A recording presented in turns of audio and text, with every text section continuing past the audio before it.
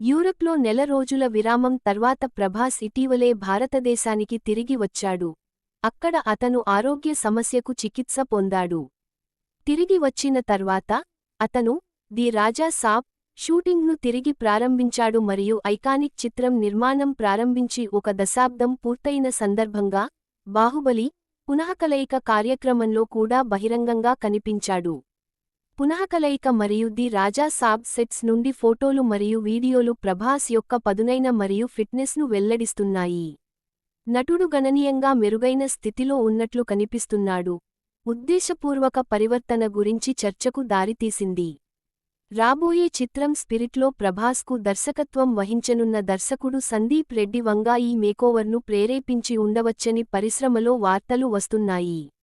అర్జున్ రెడ్డిలో విజయ్ దేవరకొండ, కబీర్ సింగ్లో షాహిద్ కపూర్ లేదా యానిమల్లో రణబీర్ కపూర్ వంటి వారి నుండి తీవ్రమైన నటనను మరియు కమాండింగ్ స్క్రీన్ ఉనికిని నిర్ధారించడంలో ప్రసిద్ధి చెందాడు. వంగా ప్రభాస్ను టాప్ ఫామ్లోకి రావాలని సలహా ఇచ్చాడని చెబుతారు.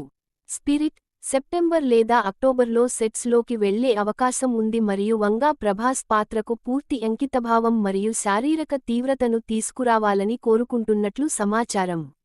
దీని తరువాత నటుడు దర్శకుడి సూచనను తీవ్రంగా పరిగణించాడని, ఇది అతని ప్రస్తుత పరివర్తనకు దారితీసిందని నమ్ముతారు.